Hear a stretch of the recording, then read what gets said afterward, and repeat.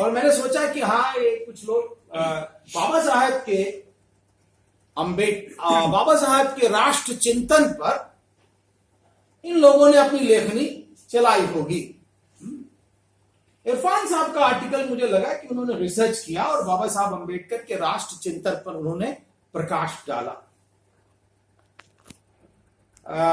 मैं उस पर बाद में आऊंगा, लेकिन मुझे लगा कि हमारे जो समाजशास्त्रीय दृष्टिकोण से हम लोगों को प्रोफेसर टीके ऊमन की सानिध्य प्राप्त हुआ और उनके सानिध्य से राष्ट्र को समझने का सहूर थोड़ा बहुत प्राप्त हुआ समाजशास्त्रीय दृष्टिकोण से। और वो जो क्वेश्चन उठाते हैं शुरुआत में कि what were the condition and compulsions under which Indian nationalism was conceptualized? ऐसी कौन सी, और what were the various ways in which Indian nationalism was conceptualized, and whether Indian conceptualization of nation differs from the Western type of conceptualization of nation. I think these are very three seminal questions. क्योंकि अभी आप देखेंगे कि बहुत सारे यूरोपीय छात्र यहां पर बैठते हैं और उनका क्लास जब लेता हूं तो जैसे ही राष्ट्रवाद की बात होती है वो लोग एकदम से नाराज से हो जाते हैं, क्योंकि उनके लिए जो राष्ट्रवाद है वो कहीं ना कहीं एक तरह से अधोपतनकारी अवधारणा है, पीछे ले जाने वाली। लेकिन साउथ एशिया के अंदर जब हम लोग अपने वेंटेज पॉइंट से राष्ट्र की अवधारणा को बात करते हैं तो हमें लगता है कि राष्ट्र एक इमेंसिपेटरी आइडियोलॉजी है, स्पेशली शोषितों के लिए, वंचितों के लिए, दबाए और कुचले लोगों के लिए, जिनके पास मानव अधिकार नहीं थे, उनके लिए राष्ट्र एक इमेंसिपेटरी अवधारणा बन जाती है, उत्थानात्मक अवधारणा। और इसलिए मुझे लगता है कि इस अवधारणा से टकराना बहुत आवश्यक है। उमन साहब अपने आर्टिकल में 7 प्रकार से भारत में राष्ट्र जो है वो 7 प्रकार से देखे गए और उनको देखने का जो ऐतिहासिक उद्विकासीय दृष्टिकोण है उसमें उन्होंने अपने उस आर्टिकल में उसका जिक्र किया। और एक दूसरा उनकी अवधारणा है, और वो अक्सर कुछ लोग स्टैटिस्ट होते हैं जो कि राज्य के आधार पर अंतर करते हैं और कुछ लोग इसको सांस्कृतिक रूप में देखते हैं। तो हमारे एक समाजशास्त्री हैं, वो मार्शल मोज उसको कहते हैं कि एक तरह से सांस्कृतिक रूप में वो देखने की कोशिश करते हैं और कहते हैं राष्ट्र, nation is nothing but a product of sentimentality. It is a product of sentimentality. लेकिन उसका क्रिटिक वहीं से वैसे ही आता है। अर्नेस्ट गैलर कहते हैं कि नहीं भाई, ये केवल सेंटिमेंटालिटी का मामला नहीं है, ये इंस्ट्रूमेंटालिटी का ही मामला है। अगर इंस्ट्रूमेंट्स नहीं होंगे, इंस्टीट्यूशंस नहीं होंगे तो राष्ट्र कैसे निर्मित होगा? और इसलिए राष्ट्र अधिकारों से निर्मित होता है, वो यहां पर रेखांकित करते हैं। तो मैं पहले जल्दी से आपको ये जो 7 प्रकार से अवधारणाएं अभी तक देखी गई उसकी बात मैं करता हूं। और मुझे डर लग रहा है क्योंकि दोनों टीचर हैं और दोनों लोग बैठे हुए हैं, लेकिन सर आज थोड़ा बहुत गुस्ताखी कर लेंगे। So nation as an ancient civilisation, that is one of the way जो है सभ्यता से राष्ट्र का रिश्ता, राष्ट्र सभ्यता को ही राष्ट्र मानने की जो है एक तरह से पहल की गई भारतवर्ष में। और बहुत से ऐसे लोग हैं, मैं उनका नाम अब कभी बाद में आपसे फिर से मुलाकात होगी। नेशन एज कंपोजिट कल्चर, गंगा जमनी तहजीब से राष्ट्र को आंका गया। तीसरा, nation as political entity where nation and state they become complementary. And fourth, nation as religious entity. और पांचवा, nation as geographical and traditional entity, geographical and territorial entity with a language, that is the which has a specific cultural ethos. And sixth, a collection of linguistic groups. अनेक भाषाओं का युग्म राष्ट्र की संकल्पना में आ गया। और सातवां जो था वो था जो लिटिल ट्रेडिशन, जो कि हमारी संस्कृति, जो रूरल संस्कृति, फोक संस्कृति, अनलेटर्ड संस्कृति, उनसे बन करके, और उसका जो लड़ाई थी लेटर्ड लिखे हुए साहित्यों से, और जिसे कहा जाए या ग्रेट कल्चर, उससे, उस लड़ाई के बीच में नेशनैलिटी का उत्थान होता है। ये अलग अलग समय अंतराल के अंदर इनका तस्वुर आया। और पहले जो तीन हैं वो जो एक कहना चाहिए सिविलाइजेशन, कंपोजिट कल्चर, और जो ये है पॉलिटिकल एंटिटी, ये आया जो आजादी की लड़ाई के पहले का 1800, जिसे 1947 के पहले कह सकते हैं। जो रिलीजियस एंटिटी है वो हमारी जंगे आजादी के समय का है, और उसमें तीन रिलीजन बाकायदा, एक हिंदू रिलीजन, एक तरफ सिखिज्म, और तीसरी तरफ इस्लाम। इसके आधार पर राष्ट्र की अवधारणा गठित करने की कोशिश की गई। और उसके बाद पांचवा, छठा, सातवां जो है वो है आजादी के बाद की अवधारणा। लेकिन साथियों, जरूरी है हमको यह समझना कि वास्तविकता में राष्ट्र के तात्विक अर्थों के अंदर, जैसे कि कंपोजिट कल्चर में जो बात कही गई, क्या वास्तविकता में वो दिखाई पड़ता है? या अगर कंपोजिट कल्चर है तो वो कल्चर किसका है, किसकी संस्कृति थी? क्या वह अभिजात वर्ग की संस्कृति की केवल बात हो रही थी, या नीचे कमेरों की भी संस्कृति कंपोजिट कल्चर का पार्ट थी? राजाओं ने अपने में बात कर ली, अभिजात्यों ने अपने बात कर ली, तो वो जो था वो क्या हमारा कंपोजिट कल्चर सचमुच कहलाता? और कल्चर था भी तो कौन लोग, कितने लोग का, कितना बड़ा वो संस्कृति थी, उसका आयाम क्या था? वो मुझे लगता है एक प्रश्न बार बार उठता है। लोगों ने आदान और प्रदान करके कंपोजिट कल्चर बनाया कि मलिक मोहम्मद जायसी या अब्दुल रहीम खाना इनका ही जिक्र करके हम कहते हैं कि नहीं, अब तो कंपोजिट कल्चर हो गया। दीन इलाही का नाम ले ले, कंपोजिट कल्चर हो गया। कबीर का नाम ले ले, कंपोजिट कल्चर हो गया। लेकिन कभी नीचे की संस्कृतियों के बारे में भी कंपोजिट कल्चर की बात सुनी है? अगर नहीं सुनी है तो फिर ये राष्ट्र का चिंतन कैसा? ये प्रश्न उठता है। कम से कम जो वेंटेज पॉइंट हम लोग रखते हैं उसकी तरफ से, कि क्या अभिजातियों की संस्कृति, राजाओं की संस्कृति, रजवाड़ों की संस्कृति ही केवल कंपोजिट कल्चर में थी, या सचमुच जनसमाज की संस्कृति भी उसका हिस्सा बन करके राष्ट्र की अवधारणा का निर्माण कर रही थी? रिलीजन कभी भी राष्ट्र से नहीं बन सकता। यह क्रिटिसिज्म बाबा साहब अंबेडकर ने अर्नेस्ट रेनन को कोट करते हुए दिया कि एक रिलीजन के आधार पर अगर राष्ट्र होते तो पूरे विश्व में 198 राष्ट्र नहीं होते। कुछ रिलीजन होते जिनके आधार पर राष्ट्र बन जाते हो, बाकी सब उन्हीं के अंदर मिलने की कोशिश करते। तो धर्म के आधार पर राष्ट्र की निर्मिति नहीं होती, भाषा के आधार पर भी राष्ट्र की निर्मिति नहीं होती, केवल और केवल भाषा के आधार पर। ये एग्जाम्पल अर्नेस्ट रेनन देते हैं और कहते हैं कि हां, अंग्रेजी बोलने वाले अमेरिका में भी है, अंग्रेजी बोलने वाले इंग्लैंड में भी है, लेकिन ये दो अलग अलग राष्ट्र हैं। अब तो भाषाओं पर कैसे राष्ट्र निर्मित हो सकते हैं? और भारत में तो गजब ही है। ग्राइसन कहते थे कि 1700 भाषाएं, स्पीच कम्युनिटीज हैं, और हमने खुद 22 भाषाओं को बाकायदा दर्जा दिया, लेकिन हमारे स्टेट तो अब 30-32 है, और कुछ भाषाओं को अपना अभी राज्य मिला ही नहीं है, लोग लड़ाई लड़ रहे हैं। तो कैसे भाषा के आधार पर भी क्या राष्ट्र बन सकता है? फिर बाबा साहब अंबेडकर अर्नेस्ट रेनन को कोट करते हुए कहते हैं कि हाँ, राष्ट्र कैसे बन सकता है? क्या भारत एक राष्ट्र है?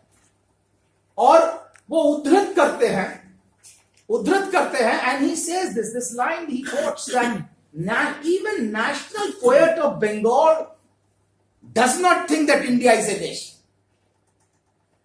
रविंद्रनाथ टैगोर को वो कोट करते हैं और कहते हैं कि नहीं, भारत राष्ट्र नहीं है, भारत राष्ट्र नहीं है, ये राष्ट्र बनने की प्रक्रिया में है।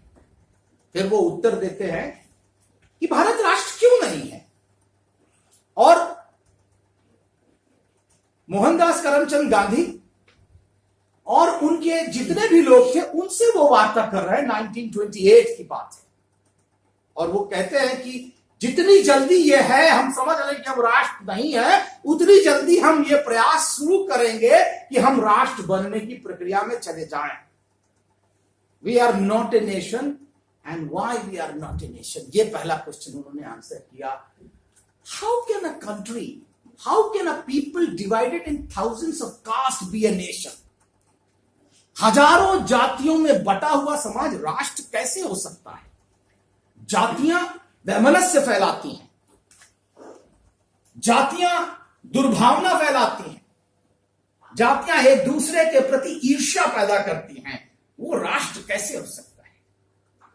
इसलिए अगर हमको राष्ट्र बनाना है तो सबसे पहले हमको ये जातियां खत्म करनी पड़ेंगी।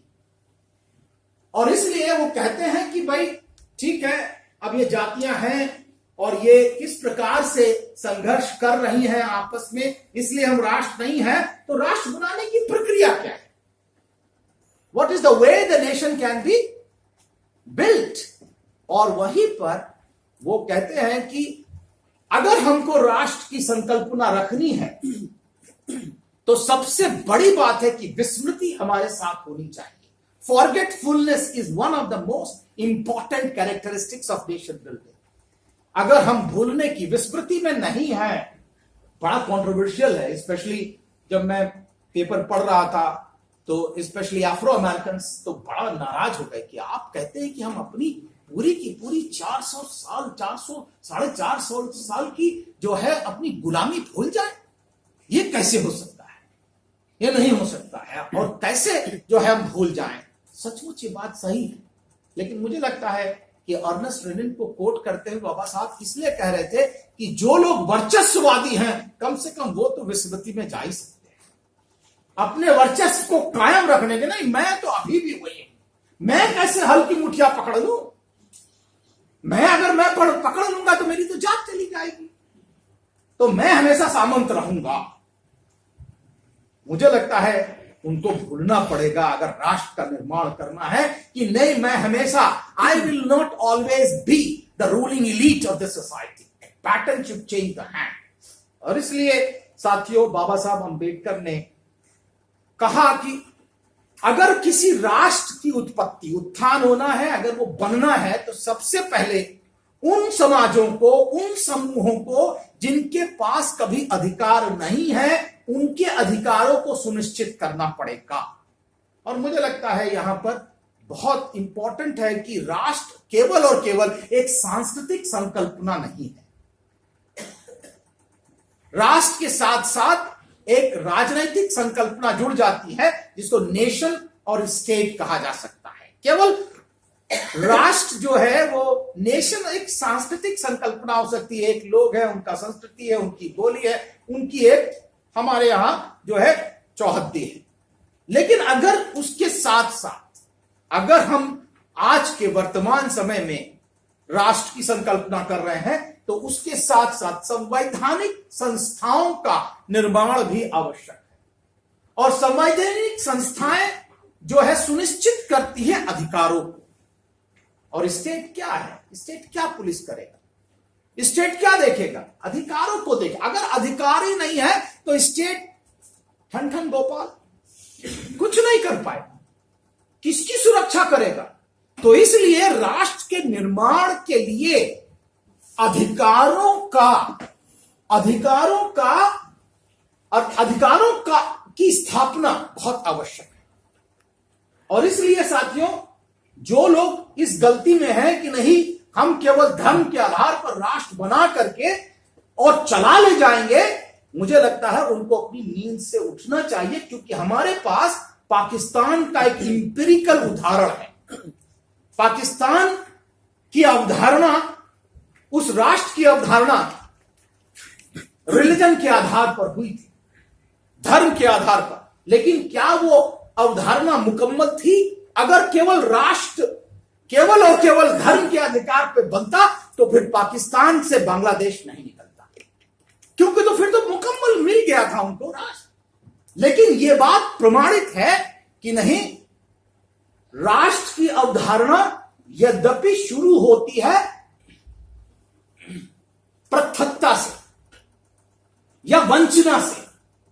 जब एक समूह अधिकारों से वंचित किया जाता है, सामाजिक, आर्थिक, सांस्कृतिक इन अधिकारों से वंचना उसको होने लगती है, वंचित होने लगता है, तो वह अपने अधिकारों के प्रति अशासन करता है कि हमें वो अधिकार चाहिए। कैसे पर्शियन लुप्त हुई भारत में, कैसे जो मुस्लिम समाज कभी रूलर हुआ करता था वो कैसे तोड़ दिया गया और सचमुच उसकी सेना हटा दी गई, उसके कोर्ट में उसकी लैंग्वेज खत्म हो गई, उसके जितने फौजदार थे वो खत्म हो गए, उसके काजी खत्म हो गए। कैसे खत्म हुए वो लोग, और कैसे वो अपने अधिकारों को एक बार पुनः स्थापित करने के लिए कहते कि नहीं, हमको अधिकार दो। और आप देखिए कि जिन्ना पहली बार में सफल नहीं होते हैं, उनको कोई नहीं पूछता है, वो जाते हैं, अपनी पार्टी खत्म हो जाती है, जीरो के बाद पास चले जाते हैं। लेकिन धीरे धीरे धीरे धीरे, और आप ये देखिए सफल कहां होते हैं जिन्ना बंगाल में सफल नहीं होते, जिन्ना पंजाब में सफल नहीं होते, जहां पर मुसलमानों की ज्यादा तादाद थी। जिन्ना सफल होते हैं उत्तर प्रदेश में पहली बार, क्योंकि जिन्ना ने देखा कि उत्तर प्रदेश में किस तरह वंचना थी, वहां पर किस तरह लोगों को वंचित किया गया, नेस्तनाबूद किया गया, किस तरह उनकी भाषा को खत्म किया गया, उनकी संस्कृति को, उनके राजों को, उनको रजवाड़ों को, सबको खत्म कर दिया। और तब जिन्ना सोचते हैं कि नहीं, अब तो ये ठीक नहीं है, ये मांग हम कर रहे हैं, अधिकारों की मांग कर रहे हैं, कोई सुन नहीं रहा।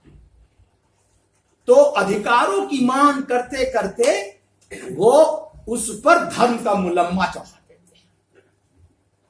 वो जब धर्म का मुलम्मा चढ़ाते हैं तो लोगों को लगने लगता है कि ये डिमांड तो धार्मिक है, धार्मिक आधार पर राष्ट्र को मांगने की बात कर रहे हैं। लेकिन अगर उनको वो अधिकार मिल जाते, जिस अधिकार की बात थी 1937 में, अगर वो शेयरिंग ऑफ पावर हो जाता जो कांग्रेस से होना था, तो मुझे नहीं लगता है कि जिन्ना को वो डर लगता। जिन्ना को डर तभी लगा जब कांग्रेस ने पावर शेयर करने से मना कर दिया। और भी कई और इंपेरिकल उदाहरण है साथियों। यही बात रिपीट होती है 1960, 55-60 के आसपास पाकिस्तान में। पाकिस्तान बना, एक तस्वुर था, एक रिलीजन, एक भाषा के आधार पर वो बना। लेकिन क्या हुआ, 1960 तक, 65 तक आते आते ईस्टर्न पाकिस्तान, जिसकी भाषा बांग्ला थी, वो कहीं नहीं दिखाई पड़ रही थी। Urdu became their national language. Punjabi was ruling, but Bangla was relegated to periphery. और उसके ईस्ट बंगाल के लोग ना सेना में थे, ना ब्यूरोक्रेसी में थे, ना ही एग्रीकल्चर में थे, कुछ नहीं मिला उनको। अचानक बंगबंधु आते हैं और कहते हैं कि नहीं, अब बहुत हो गया, तमद्दुन बड़ी चीज है। और वो बंगाली भाषा, वो अपने संस्कृति की बात शुरू कर देते हैं। लेकिन रिप्रेजेंटेशन, दोनों इस्लाम को मानने वाले क्यों बन गए, क्यों कट गए? अगर धर्म ही के आधार पर राष्ट्र बनना था, तो ये कैसे हुआ कि एक ही इस्लाम को मानने वाले बांग्लादेश से अलग करके बना लेते अपना राज्य? क्योंकि they were economically, politically, culturally they were excluded, and therefore they started demanding a separate nation. तो अलग राष्ट्र का अवधारणा साथियों वंचना के आधार पर होती है। ये एक छोटा सा मुझे लगता ज्ञान मुझे मिलता है।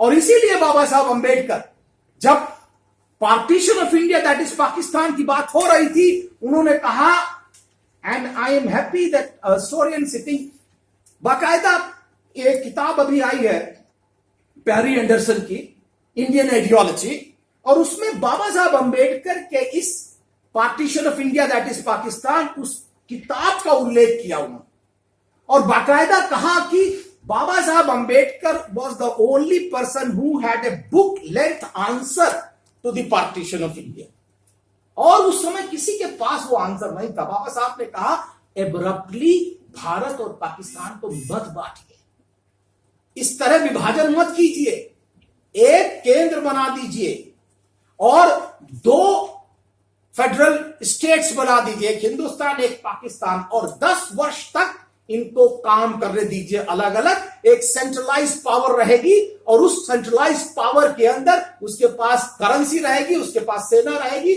और उसके पास जो है अधिकार रहेंगे, लेकिन बाकी आप फेडरल इनको दे दीजिए। और मुझे विश्वास है, बाबा साहब का कहना, मुझे विश्वास है कि 10 वर्ष बाद दोनों समझेंगे कि एक यूनिफाइड इंडिया जो है वो हमारे लिए ज्यादा कारगर होगा बनिस्बत हम बांट करके रखें, बंटवारा टल सकता है। That was his analysis. लेकिन साथियों वो नहीं हुआ, बंटवारा हो गया, और उसके बाद बाबा साहब ने राष्ट्र निर्माण की जो अवधारणा संविधान निर्माता कमेटी में रखी, I think that is also very important. जब नेहरू ने मसौदा रखा,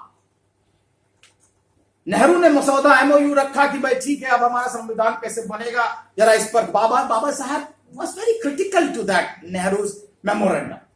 He said कि ये 400 साल पुरानी बात आप रख रहे हैं नेहरू जी, कुछ जरा और इससे आगे जाकर के बात रखते तो मुझे अच्छा लगता। I know you are a great socialist, but I think you have not kept the remedies of the rights of the people.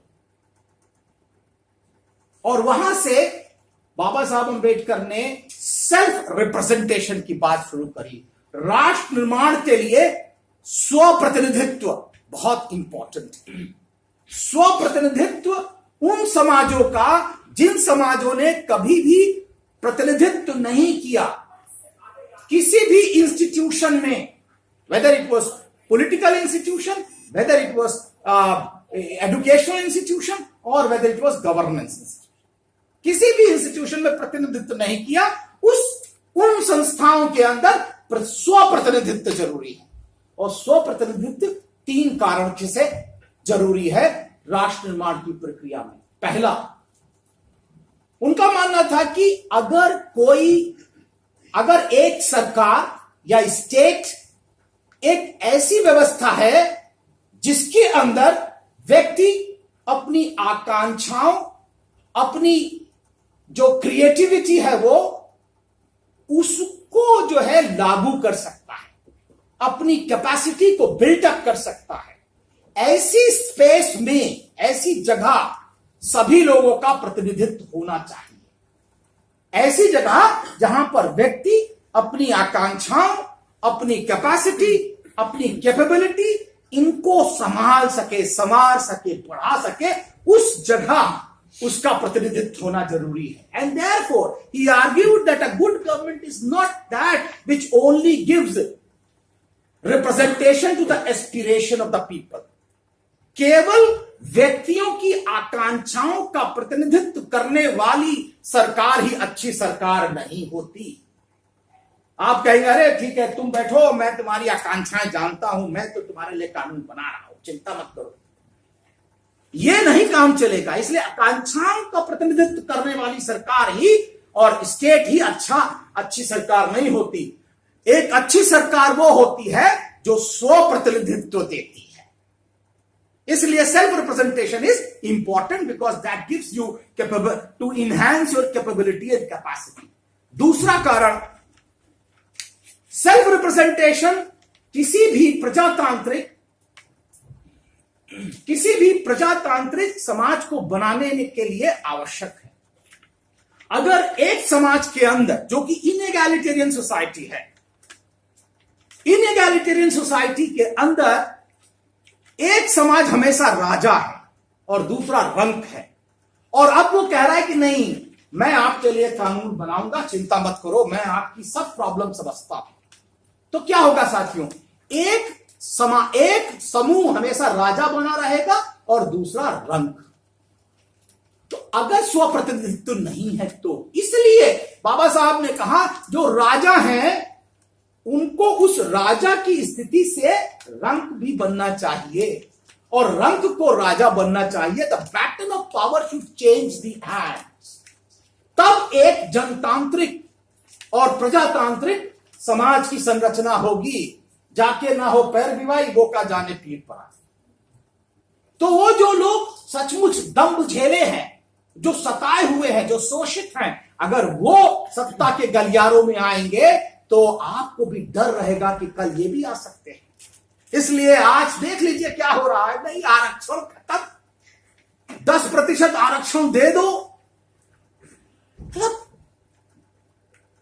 ना क्या वो क्या था एक शेर की, ना हाथों में खंजर ना बाजू पे दाग। अरे कत्ल करे हो या कमाल करे हो, करामात करे। 10% reservation for the people who are already represented. जो वहां पर बैठे हुए हैं उनके लिए और भी। अरे भाई क्यों बदल रहे हो रिप्रेजेंटेशन और प्रतिनिधित्व और रिजर्वेशन के अंदर अंतर समझो। I am not going into that detail. एक दूसरा कारण कि प्रजातांत्रिक संस्थाओं का निर्माण तभी संभव है जब समाज के सभी अंग आदान प्रदान बदलते रहे अपनी स्थिति को। जो कानून बनाने वाले हैं उनको कानून लेना भी आना चाहिए और जो कानून ले रहे हैं उनको कानून बनाना भी आना चाहिए। नहीं तो एक समाज हमेशा कानून बनाता रहेगा और दूसरा कानून झेलता रहेगा, जैसे कि आज के समय में हो रहा। इसलिए स्वप्रतिनिधित्व जरूरी था और स्वप्रतिनिधित्व के लिए बाबा साहब अंबेडकर ने केवल जो है रिजर्वेशन पार्लियामेंट में ही नहीं मांगा, उन्होंने तो रिजर्वेशन मांगा था कैबिनेट के अंदर भी।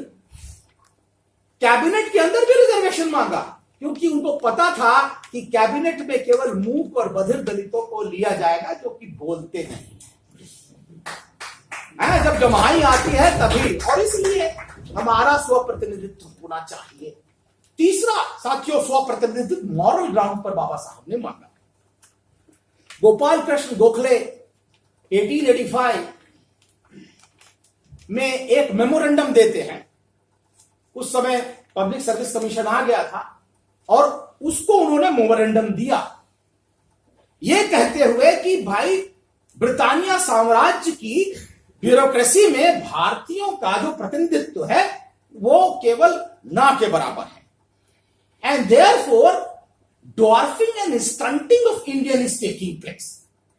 Indians are not able to achieve their total manhood. They are not able to achieve their capabilities and capacities. वो अपने पूर्ण पौरुष को प्राप्त नहीं कर पा रहे।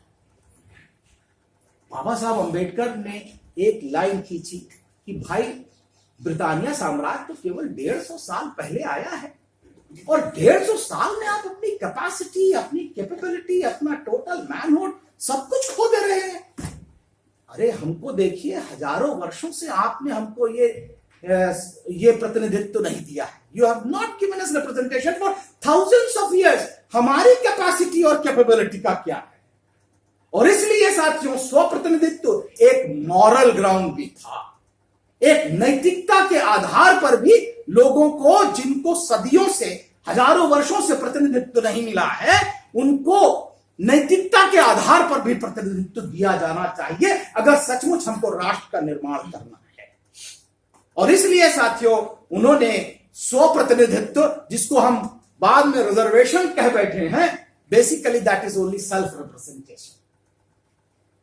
अगर सचमुच राष्ट्र का निर्माण होना है तो उन समाजों के, जिन समाजों को सदियों और हजारों वर्षों से सत्ता की संस्थाओं में, जिसको मैं कहता हूं judiciary, bureaucracy, university, civil society, industry, media, इन सब में प्रतिनिधित्व नहीं मिला है और हजारों वर्षों से नहीं मिला है, उनको उन संस्थाओं में प्रतिनिधित्व दिया जाना चाहिए अगर सचमुच राष्ट्र का निर्माण होना है। लेकिन साथियों, राष्ट्र का निर्माण तो दूर, मोनोपोलाइजेशन ऑफ इंस्टीट्यूशंस हो गया है। अगर वर्तमान समय की सरकार के शीर्षस्थ मंत्रियों की अगर हम सामाजिक पृष्ठभूमि का आकलन करें तो हमें पता लग जाएगा कि किस प्रकार मोनोपोलाइजेशन ऑफ पावर हुआ है। अगर हम भारत के चीफ मिनिस्टर्स के सामाजिक पृष्ठभूमि का अगर हम अध्ययन करें तो हमें पता लग पाएगा। मीडिया में कर लें, it is you don't need a rocket science, केवल ऑब्जर्व्ड रियलिटी है, empirical reality. You observe the social background of these people who are governing our institutions, you will come to know that how India has been monopolized in the universities, civil societies, judiciary, bureaucracy and media. How are we going to build our nation? Are we going to build? इस प्रकार बनेगा राष्ट्र जहां पर राष्ट्र की सारी आबादी किनारे और कुछ लोग आधिपत्य जमाए आज भी बैठे हैं और we are calling ourselves the greatest democracy of the world. भाई ऐसा तो प्रजातंत्र और ऐसा तो लोकतंत्र मुझे नहीं लगता है राष्ट्र निर्माण में कामयाब हो सकता है। तो अगर हमको सचमुच राष्ट्र का निर्माण करना है तो प्रतिनिधित्व तो देना ही पड़ेगा। Thank you.